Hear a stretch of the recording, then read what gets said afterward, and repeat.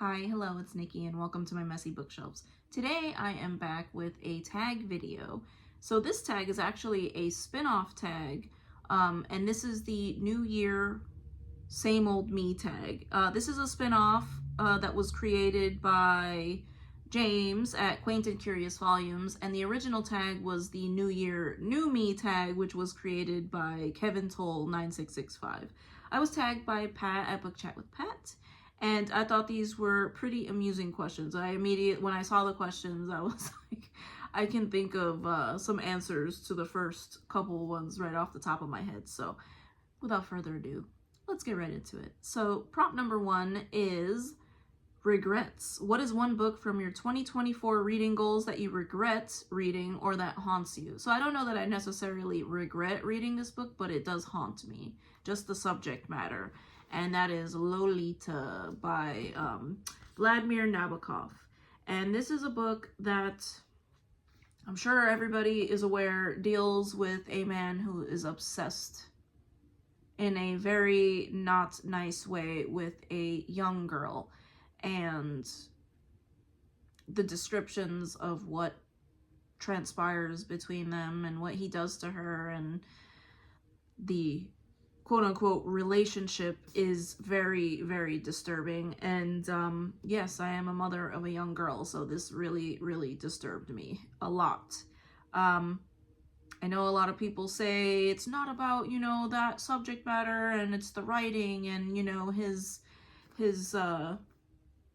beautiful, verbose way of writing, and I just, I can't get past the subject matter, so I kind of am haunted by that. So prompt number 2 is Penitence. What is one book on your 2024 reading goals that you feel guilty for not reading?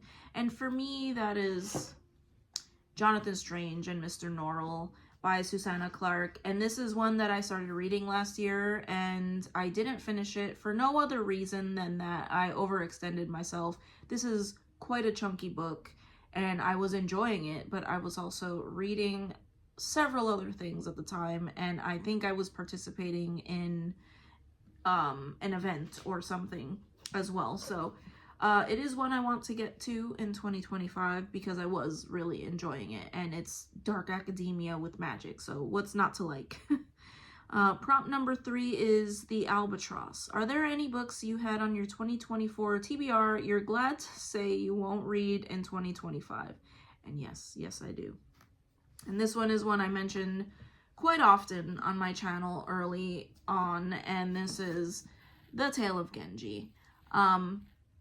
This is a book that I have tried reading a couple times, and this most recent time I made it to like page 370 before I finally decided to put it aside. Unlike with, for instance, I am currently reading Moby Dick, and this is a book that I have tried to get through more than once, and I decided to pick it back up. This one, I am not ashamed to say I'm putting it away, and I have no intention of reading it in the near future because I just could not get past the main character. Genji was annoying.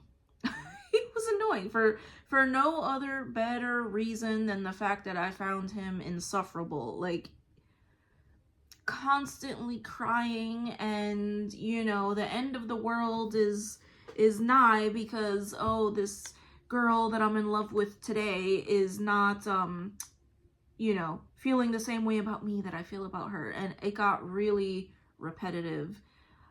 Maybe one day in the future I will pick it back up. I don't intend to get rid of this copy because I am glad that I kept Moby Dick, because I am reading it again, or I am trying to read it, and I'm enjoying it. So I am glad that I had a copy to get to. But prompt number 4, Pruning. Have any 2024 books led you to reconsider any long-term projects? It wasn't any one book specifically, but it was the amount of classics that I read last year. And I think I ended the year with 14 classics that I had read. May have been more, but I think it was 14. And it reminded me of the challenge that I had for myself, and I actually was flipping through my old reading journal, and I found this was supposed to be a 5-year classics reading challenge.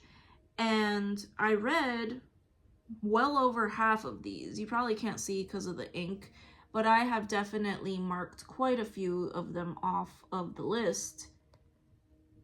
However, when I made this list, I wasn't as into classics as I am now. So I sort of went on the internet and just wrote down classics for this list. And now I am inspired because I have read so many more in the past 5 years or so that I kind of have an idea of what I want to read. I don't want to read something just because it's a classic and it's on some sort of greatest books of all time list. So right now I am in the process of streamlining a better list for another 5-year challenge, because some of these I have no interest in reading whatsoever. So yes, I am in the process of sort of making myself a new 5-year classics challenge. So long-winded way to say yes. And then let's see. Number 5, Lying Fallow. What is one author or genre that you're taking a break from in 2025? I am not taking a hard break from this author, but I am reading less because I tend to reread and reread and reread constantly from this author, and that is Agatha Christie. So I have read and listened to many of her books over and over and over again because they are such comfort reads for me. So I have sort of a side goal, a side quest, if you will, this year to read the standalones that I have not read from her before. If I do listen to or read any of her books that I have read before, specifically her Hercule Poirot ones, I don't think that I'm going to count them in my like overall numbers for this year because I've read them so many times. So, yeah. Prompt number 6, The Scapegoat. Are there any formerly favorite authors that you're not going to... Wait. It's sort of kind of similar. So, formerly favorite authors you're not going to read in 2025. So, yes, I go back to Agatha Christie. Another one that comes to mind is MC Beaton. I was reading her Agatha Raisin series, and I think I kind of tired myself out because I think I read... Gosh, I think I read like 10 books in the series in a row, and I kind of got burnt out from it. So, I love series, but right now, I'm not really into series, just at the moment, so. So yeah, MC Beaton and Agatha Christie. Not to say I won't read any of their books, because if I want to, I will. Prompt number 7, Stay the Course. Is there a series that you started last year that you might complete this year? I don't think I started any series besides the ACOTAR series, A Court of Thorns and Roses. And I bought number 2, and now I kind of don't feel like reading it. I might. I'm not going to get rid of them or anything. It left me a little underwhelmed a little bit. They are very pretty books, though. The covers are pretty. Okay. I don't think, there's not a series that I started last year that comes to mind that I plan on finishing this year. One series that I would like to finish that I did not start in 2024 is the Wheel of Time series. So I got to book 7 in that series. And once again, I have a tendency when I am super engaged with an author or a series that I will read back to back to back to back. And it gets a little old. So, it's been a couple years since I have read any of the Wheel of Time books, so I think maybe I will move on to... I can't remember if I stopped at book 7 or if I was, finished book 7 and was on book 8. But I would like to get to book number, the next book in the series. And then number 8, Breaking Walls. Do you have a non-book related goal for 2025 you wish to share? And this is a bonus question. And yes, I do, actually. I have mentioned maybe a couple times that I'm doing a wellness challenge.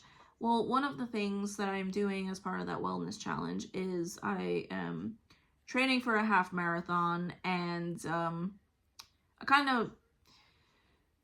of messed myself up with this one because I asked a bunch of coworkers last year if they wanted to do that same half marathon, and no one ended up really doing it, and I think another coworker did it, but we did not do it last year. And this year I jokingly asked if people wanted to do it, and now everyone is training for it, so I have no choice. So yes, I am training for a half marathon, so I would love to complete this race. So that is my non-book related goal for 2025.